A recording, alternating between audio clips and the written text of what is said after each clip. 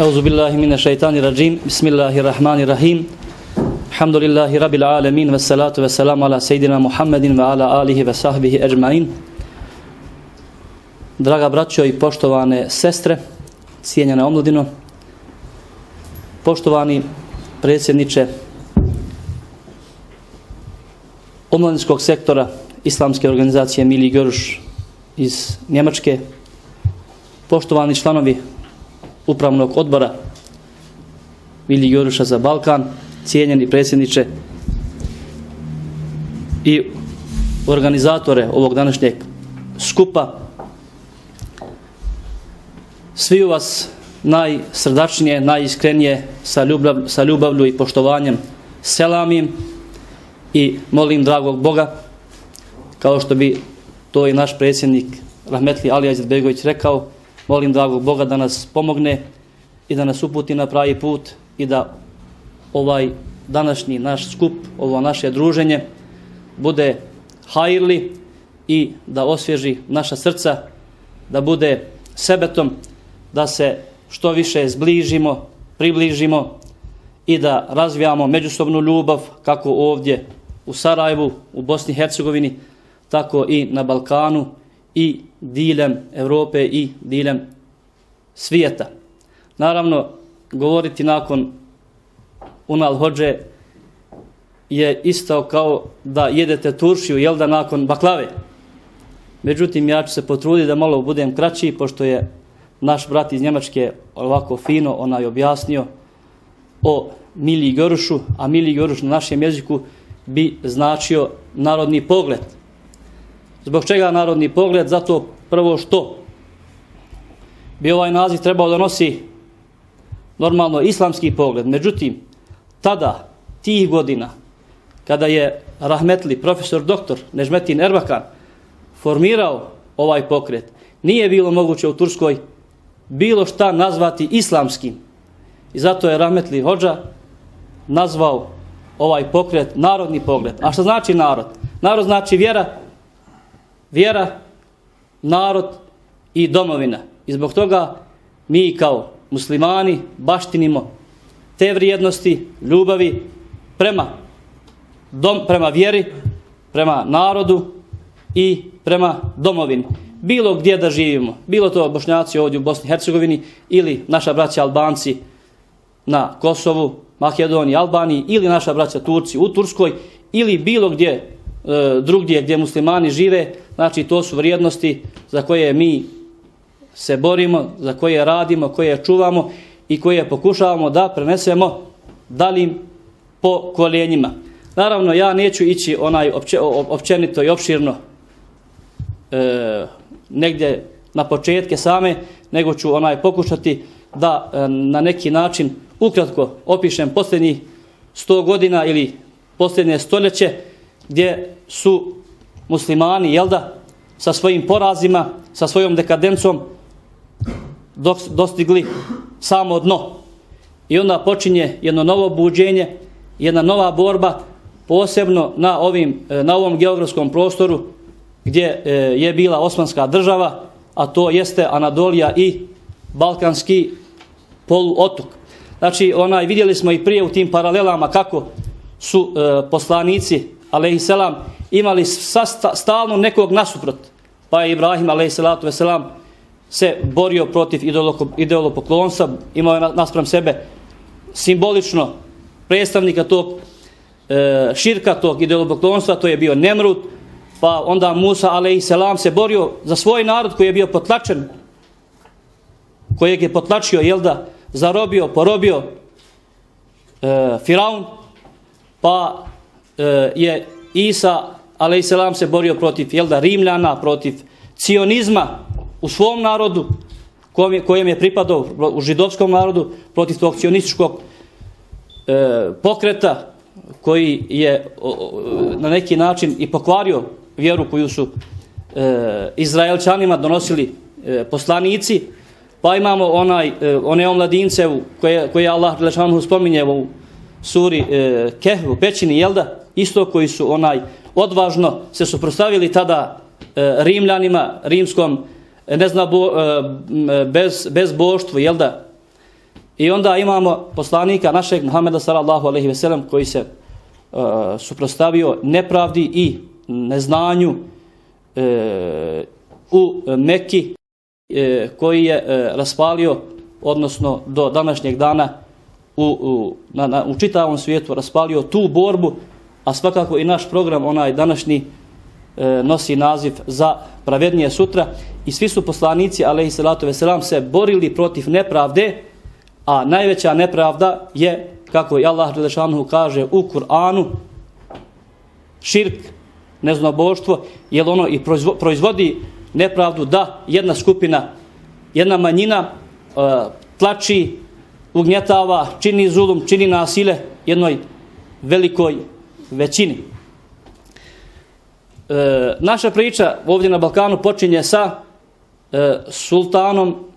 trećim sultanom Osmanskog carstva, Muratom I Hudavendigarom, koji je sa svojom vojskom došao i donio pravdu na Balkanu, koji je tada, i sami znate, bio kao i dan danas zamršen, potlačen i tako dalje i tako redom, i koji je na Kosovu to platio svojim životom, upravo čineći dovu prije same bitke da Allah dželle šanuhu na kosovskom polju, na Kosovu, da muslimanima podari, da vojsci njegovoj da podari pobjedu, a da primi njegovu žrtvu radi pobjede te vojske. I Allah dželle šanuhu mu je uslišio dovu, on je postao šehid, ali je otvorio je vrata islamu, islamskoj civilizaciji, pravdi, miru, koji će na ovim prostorima trajati koliko je i trajala sama Osmanska država. Drugi primjer, druga u paralelama, rekao smo, je za nas, za Bosnu i Hercegovinu, za Bošnjake veoma bitan Fatih Sultan Mehmed, koji je prvenstveno kao mlad čovjek, kao mladinac, možda mlađi od svih nas ovdje koji smo danas, osvojio Istanbul 1453. godine i koji je obistinio hadis Božijeg poslanika, u kojem je Allahov poslanik sallallahu alejhi ve sellem u mnogo teškim vremenima, u bitci ili opsadi na Hendeku, najavio osvajanje Istanbula i najavio da će taj osvajač i ta vojska da su sretni. I nakon 10 godina od osvajanja Istanbula Fatih Sultan Mehmed dolazi u Bosnu i Hercegovinu i ima jedna anegdota, jedna predaja u kojoj se kaže da je, neko kaže da je ovdje gdje je Bakijska džamija, a neko kaže na ulazu u Bosni i Hercegovini, tada na istoku prije Drine, a svakako i kažu da je i Drini dao ime jer je pokušao da je pređe sa konjom, pa kad je vidio da je duboka, na turskom je duboko Derin, onda je rekao Derin nije mogao i Drina kažu da nosi od njega taj naziv. Međutim, u predaji stoji da je Fatih Sultan Mehmed usnio san u kojem je vidio vatru, vi to znate, i oko vatre 3 ashaba, 3 prijatelja, druga Božjeg poslanika, koji su i u Hulefai Rašidini, a to je bio Hazreti Ebu Bekr, Hazreti Osman i Hazreti Alija. I onda je pozvao svog učitelja, šejha Akšemsudina, i zatražio je da mu protumači taj san. I onda mu je šejh protumačio da je vatra simbol islama, da će narod koji živi u ovoj lijepoj zemlji prihvatiti islam i da će islam držati do sudnjega dana. I znamo, ima hadis u kojem poslanik alejhi salatu vesselam kaže da će doći vrijeme kada će živjeti vjeru, držati vjeru, biti kao držanje ognja ili žeravice u ruci. I hvala dragom Allahu, mi kao narod, kao Bošnjaci, prošli smo te periode i dan danas prolazimo i u budućnosti ćemo prolaziti upravo zbog naše odanosti čemu? Odanosti vjeri, islamu i odanosti našem poslaniku Muhammedu sallallahu alejhi ve sellem. Pa kaže, vidio si Hazreti Ebu Bekra, ovaj narod će biti sadik, odan vjeri. Vidio si Hazreti Osmana, ovaj narod će pridavati pažnju lijepim umjetnosti, jel da? I ono što simbolizira i sam Hazreti Osman. Vidio si Hazreti Aliju, ovaj narod će biti hrabar i borben. Ali nisi vidio Hazreti Omera, upitao ga je Akšem Sedin, kaže nisam. U ovoj zemlji, među ovim narodom, bit će malo pravde, jer Hazreti Omer simbolizira pravdu. Zato će ovaj narod morati stalno da se nanovo, ponovno bori za pravdu. Isto tako, draga moja braćo i cijeljene sestre, imamo dvojicu ljudi, graditelja, koji su ove naše čaršije, ove naše šehere, ove naše gradove napravili mjestom civilizacije. Jedan od njih je Gazi Isabek, koji je osnovao Skoplje, Novi Pazar, Sarajevo i Šabac, a drugi je Gazi Husrevbek, koji je Sarajevo napravio jedno mjesto civilizacije gdje i dan danas, zahvaljujući njemu, mi muslimani već skoro 500 godina kušamo i koristimo te plodove upravo tog njegovog rada i te njegove borbe, koji je ovoliko hajrata ovdje u Sarajevu i u Bosni ostavio, ali nikad se nije odrekao borbe, truda na Božjem putu. I sami znate da je na kraju možda i u poznim godinama u Crnoj Gori preselio i dao Bogu dušu. Isto tako, u ovom posljednjem stoljeću imamo dvojicu ljudi. Jedan je sin Anadolija, drugi je sin Balkana, a to su rahmetli profesor dr. Necmettin Erbakan i naš predsjednik rahmetli Alija Izetbegović, koji su probudili muslimane u Anadoliji, Turskoj, i koji je probudio muslimane ovdje u Bosni i na Balkanu. Kako? Upravo ovim radom kojeg je malo prije prezentirao naš brat Unal Hodža. Šta mi to kao Mili Goruš ovdje na Balkanu radimo? Moram vam reći da nakon raspada Osmanske države, da su muslimani u Anadoliji zaboravili, odnosno sistem koji je došao nakon Osmanskog carstva, i oni ljudi koji su uspostavili sistem, koji su upravo činili veliku nepravdu muslimanima u Anadoliji, su kroz obrazovanje, kroz institucije učinili da nova pokoljenja u Turskoj zaborave na postojanje muslimana na Balkanu. Znači, sve do rata u Bosni i Hercegovini jedan veliki broj muslimana u Turskoj nije znao da na Balkanu, da u Bosni uopšte žive muslimani. Prvi, tako reći, otkrivači, oni koji su otkrili postojanje muslimana u Bosni i Hercegovini, na Balkanu, su upravo ovi ljudi iz Mili Goruša, koji su tada, ti studenti 70. godina u Njemačkoj formirali organizaciju i koji su se susreli sa našim gastarbajterima, koji su sa jugoslovenskih prostora, kako rečete, naš Sedat, otišli trbuhom za kruhom, isto na zapadu, i onda su shvatili da na Balkanu živi puno muslimana za koje muslimani u Turskoj uopće nemaju informaciju. I Mili Goruš je krajem 70. godina prednjačio u podršci i pomoći da se formira prvi naš džemat islamske zajednice u Kelnu i Ahenu. Onda samo interesovanje i same aktivnosti Mili Goruša na Balkanu počinju već 83. godine kroz sarajevski proces i kroz interesovanje, kroz pomoć našim mladomuslimanskim intelektualcima, koji su tada na čelu sa našim predsjednikom rahmetli procesuirani, učinjena im je nepravda, osuđeni.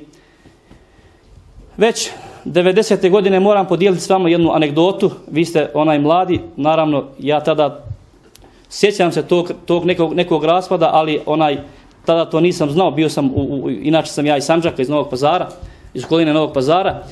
90. godine negdje u ljeto je došlo do problema, to naš Sedar dole zna, između rahmetli Alije Izetbegovića i Adil Bega Zulfikar Pašića. Jer Adil Bek je u Švicarskoj bio, tako reći, siva eminencija, financijer, u početku stranke i ideje, ali on imao neke druge ideje. Rahmetli Alija Izetbegović je imao ovu ideju o kojoj mi danas govorimo. I onda je Adil Bek povukao sve te financije i rekao, ja formiram svoju stranku, a vi idite svojim putem. A pošto je on plaćao kiriju centrali stranke i tako dalje, tako redom, izbacio je njih na ulici. I onda je naš generalni predsjednik tada, koji je preselio prije nekoliko sedmica, Allah mu rahmetile, poslao jednog čovjeka koji je donio 19.000 rahmetli Ali Izetbegoviću 1990. godine u avgustu. I onda s tih 19.000 su ponovo zakupili prostorije stranke, kupili kopir mašinu, faks i tako dalje, tako redom, i nastavili sa radom. Ja sam imao prilike da se mnogo puta vidim sa rahmetli predsjednikom, da budem njemu gost kući. Kad bi god spomenuli Mili Goruš, on bi prvo napravio uvod sa ovih 19.000 maraka, jer su toliko bile važne i bitne za sve ono što će kasnije doći. Naravno, tokom rata, tokom agresije i nakon rata Mili Goruš je kao organizacija i iz Turske, a posebno iz zapadne Europe, donirao i donio velika sredstva za odbranu, za zbrinjavanje, za humanitarni rad, za obrazovanje i tako dalje i tako redom. Ali rahmetli Alija Izetbegović je stalno govorio o ovih 19.000 maraka, nikad nije mogao da njih ne spomene u bilo kakvom razgovoru kad je u pitanju Mili Goruš. Šta Mili Goruš znači? Mili Goruš možemo na bosanskom jeziku definisati kao 3 O. Odgoj, obrazovanje i organizacija. Znači, Mili Goruš se bavi odgojom, prvenstveno odgoj, onda obrazovanje i naravno jedno od najbitnijih pora je i sama organizacija, kao što bi i rahmetli Alija Izetbegović rekao, da u svijetu postoje organizovani i neorganizovani. Oni koji su dobro organizovani upravljaju onim koji su neorganizovani. I najveći stupanj jedne civilizacije jednog naroda se mjeri stupnjem njegove organizacije ili sposobnosti da se organizuje. Nažalost, mi muslimani ovdje u Bosni i Hercegovini i na Balkanu, a općenito u svijetu, trpimo i imamo velike probleme sa organizacijom, zato što jednostavno nekad nismo zainteresovani za samo organiziranje. Želim vas podsjetiti i to da je 91. godine kad su evo imamo braće ovdje iz Mostara, negdje dole kod Konjice, kad je KOS, kontraobavještajna služba Jugoslavije, uhvatila 2 šlepera sa oružjem stranke Demokratske akcije, i onda je bila vanredna sjednica ovdje u Sarajevu sa predsjednikom rahmetli Izetbegovićem i bio je tada poznati pukovnik KOS-a, pukovnik Aksentijević, koji je rekao rahmetli Izetbegoviću, gospodine Alija, nas ne plaši ovo što smo mi vama ufatili, ova 2 šlepera sa oružjem. Nije strah nas od toga, imamo mi puno oružja, ali nas plaši 20 organizovanih ljudi koji imaju ideju i koji imaju zajednički cilj. Draga braćo i poštovane sestre, profesor dr. Rahmetli Nežmetin Erbakan je doktorirao na Mašinskom fakultetu u Aahenu u Njemačkoj. Bio je jedan odličan student koji je angažiran da kasnije radi na njemačkom tenku Leopard 1. I hodeći po nekoj velikoj fabrici vidio je mnogo nekih malih motora, kultivatora, i pitao zašto je ovo svog profesora. Kaže, ovo smo spremili da prodamo Tursku. Znači, to je bila negdje 53. 54. godina. Turska nije bila u stanju da proizvede jedan najobičniji motor. To je postaklo rahmetli Erbakana hodžu da se vrati iz Njemačke tada u Tursku i da pokrene borbu upravo za pravednije sutra. I nikad nemojmo dozvoliti da nas obeshrabri ako nas je 5 ili 10 ili 15 ili 3.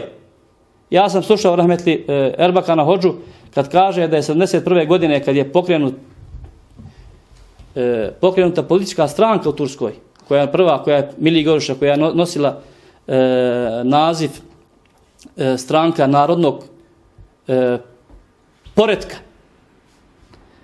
Kaže, mi smo negdje oko Konje u jednom selu koje nema uopće puteva gdje može auto tići. Imali zakazan skup, nešto ovako. I onda smo u kolima nosili jednu lopatu i jednu kaznu. I onda gdje ne može auto da prođe, mi smo pravili put. A svakako Hodža je bio predsjednik stranke. I kad smo stigli nakon 3 sata do tog sela, u jednoj seoskoj kahvi čekalo nas je 3 ljudi. Samo 3. I kaže Hodža, ja sam govorio toj 3 ljudi kao da sam govorio 300, kao da je bilo ispred mene 300.000 ljudi. I hvala Bogu, nakon sve te borbe, Milli Görüş je u Turskoj došao na vlast, isto kao što su i ovdje mladi muslimani bili budni i budili naše Bošnjake koji su 70-ih, 80-ih godina spavali, bili uspavani i koji su mislili da nikad neće doći kraj onom Titovom poretku, odnosno Socijalističkoj federativnoj Republici Jugoslaviji. Znači, kad svi spavaju, ako je jedan budan, on je u mogućnosti da probudi one koji spavaju, one uspavane. A ako svi spavamo, onda nas nema ko buditi. Zbog toga mi na Balkanu ovdje pokušavamo organizovano da budimo muslimane i da muslimane, bez obzira kojoj etničkoj grupi, kojem narodu pripadaju, da ih uvežemo. A poseban prioritet nama je da uvežemo Bošnjake i Albance kao 2 autohtona muslimanska naroda na Balkanu, koji ako se ne budu uvezali i ako ne budu zajedno djelovali, i jedan i drugi mogu da dođu u opasnost da na ovim prostorima, ne daj Bože, ne stanu. Zbog toga smo i prošle godine imali jedan veoma zanimljiv i zapažljiv sempozij upravo na ovu temu, kako zbližiti Bošnjake i Albance, jer jedan i drugi narod ima dobre odnose sa turskim narodom, međutim ova 2 naroda treba zbližiti. A kako ćemo to postići? Tako što ćemo zajednički djelovati. Kako ovdje u Bosni i Hercegovini, tako i na Kosovu, i u Albaniji, i u Makedoniji, i tako ćemo postići ako Bog da, jednu ogromnu snagu međusobne solidarnosti, uvažavanja, pomoći, i tako ćemo biti dio opet jedne velike zajednice, jednog velikog umeta koji danas organizovano djeluje kako u Europi, tako i Australiji, i Kanadi, i Americi, i na svim drugim meridijanima. Zbog toga ja, pošto smo probili termin, ne bih puno duljio. Vidim da nema potrebe da se obraćam na turskom, jer mislim da su nas ova naša braća koja uče bosanski razumjeli, a iako nisu, razumjeli su mog prethodnika. Zbog toga još jednom vam se zahvaljujem na prisustvu, na interesovanju. Posebno čestitam ovoj našoj braći koji su pobjedili na ovu temu Bosna, naša jedina domovina. I želim, ako Bog da organizovano djelujemo ne samo ovdje u Sarajevu, nego i u Hercegovini, i u Krajini, i u Tuzli, i u drugim balkanskim državama na korist našem narodu, našoj domovini, na korist islamskoj zajednici, islamskim organizacijama, jer Milli Görüş je fabrika koja proizvodi dobre, čestite, poštene ljude koji žive za ideju, za vjeru, a ne koji žive od ideje ili vjere i koji vole više svome bratu nego sebi. Još jednom, neka nam bude hajli ovaj današnji skup. Srdačno vas selamim i zahvaljujem na vašem interesovanju i na vašem prisustvu. Selamu alejkum.